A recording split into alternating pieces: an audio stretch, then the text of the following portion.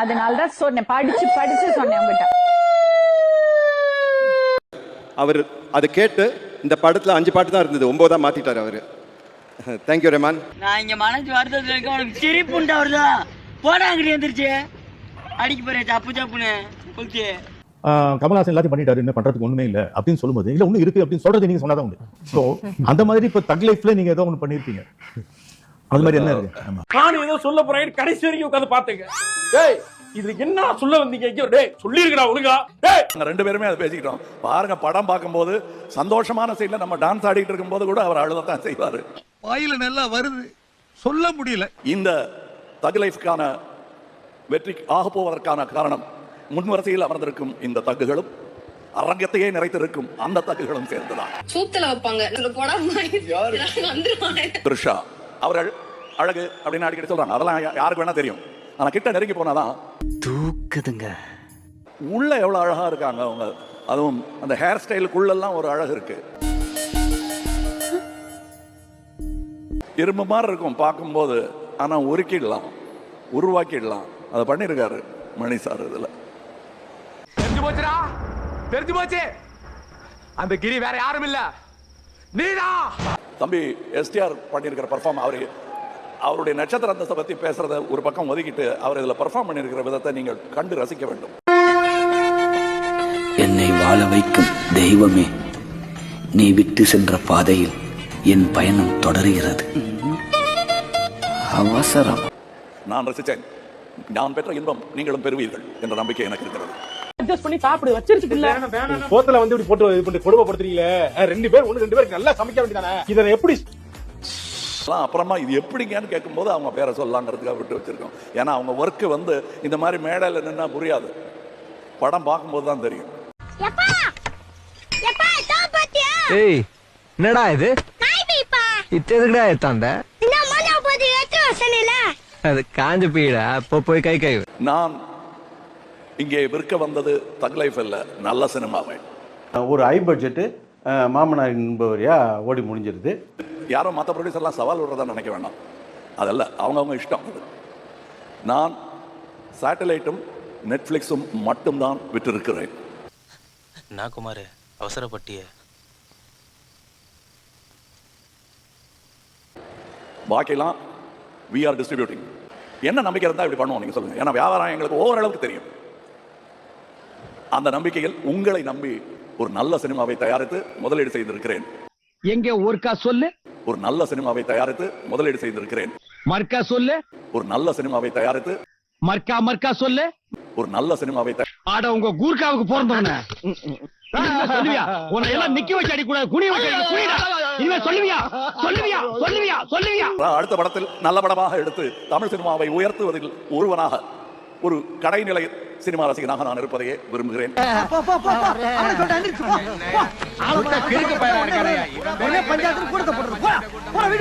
எல்லாரும் கேட்டுட்டே இருந்தாங்க, விடிவிக்கு அப்புறம் என்ன பண்ண போறீங்க வித் சிம்பு?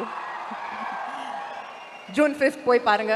என்ன படம் என்னமோ கேங்ஸ்டர் கதைனாங்க, நீ என்னமோ வந்து விட்டு படத்து கதை சொல்ற மாதிரி சொல்லிட்டு இருக்க அப்படின்னு நீங்க கூட கேட்கலாம்.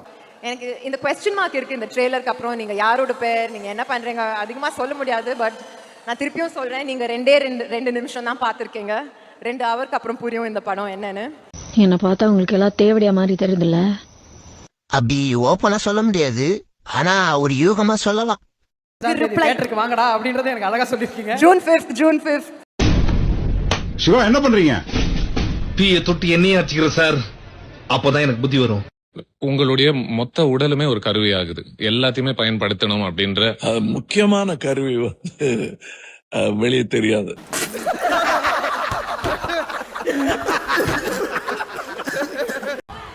இனிமே இங்க நான் தான் ரங்கராய சக்திவேல். நான் கோச்சிக்க மாட்டேன்ல, சொல்லு. அது அடிக்கடி சொல்லினே இருக்காரா, கடுப்பா.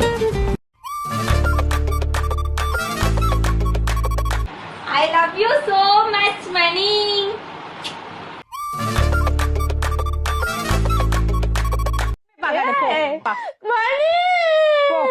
அதனாலதான் சொன்னேன், படிச்சு படிச்சு சொன்னேன் உங்ககிட்ட.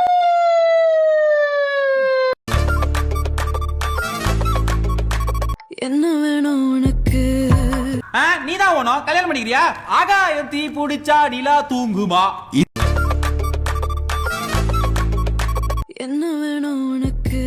காசு காசு கொடு காசு காசு காசு காசு. டேய் கூட்டமா இருக்கா? ஃபர்ஸ்ட் அட்டெம்ப்ட் அப்படிதான்டா இருக்கும். போ ஜாலியா இருக்கும்.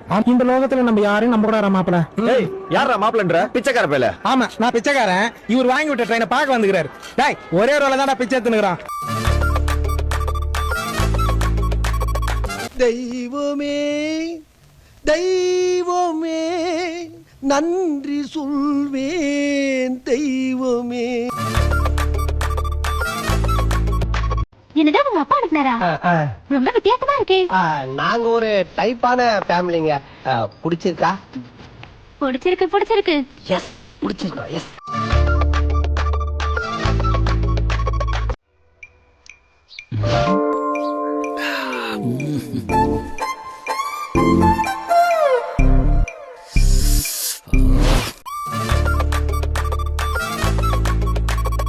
நல்லா சொல்றேன், ஃபுல்லா கேட்டுக்க. ஓகே. லதாவுக்கு ஆனந்துக்கும் கள்ள தொடர்புக்கு இது உண்மைதான். இது லதாவோட புருஷன் ராஜேஷ்க்கு தெரியாது. ராஜேஷ் ஆனா ராஜேஷ்க்கு வசந்திக்கு சின்ன கனெக்ஷன் இருக்கு. வேறயா? வசந்தி யாருன்னா ஆனந்தோட காதலி. இது வேற. நடராஜ் அவளை ஒன் சைடு லவ் பண்றான். இந்த படம் ஒரு கேங்ஸ்டர் படம் அப்படிங்கிறது அவங்களே நம்பல, அதுக்கேற்ற மாதிரி படமும் எடுக்கல.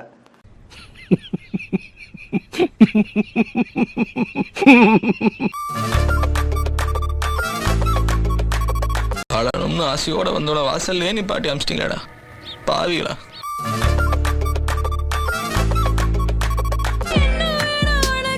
எனக்கு தெரியாது.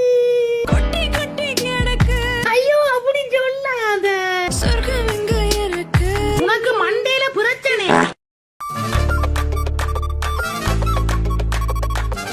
விண்வெளி நாயகா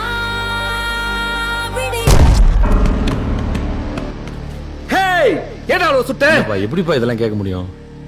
சரி உன் சைட்லயும் ஒரு நேரம் இருக்கு.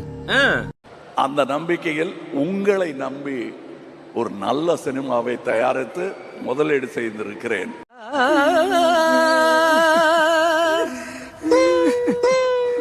என்னமோ சில்வர் ஜூப்ளி ஒரே அடியில் நொட்டிட்டு போயிடுச்சு தம்பி. 18 மணி நேரம் அடைச்சி வச்சு மன அழுத்தம் கொடுத்து மன ரீதியாகவும் உடல் ரீதியாகவும் பலவீனப்படுத்தி உயிருக்கு ஆபத்து ஏற்படுற வகையில இருதய நோயை உருவாக்கி இருக்காங்கன்னா இதை விட அப்பட்டமான பழிவாங்கல் இருக்க முடியுமா?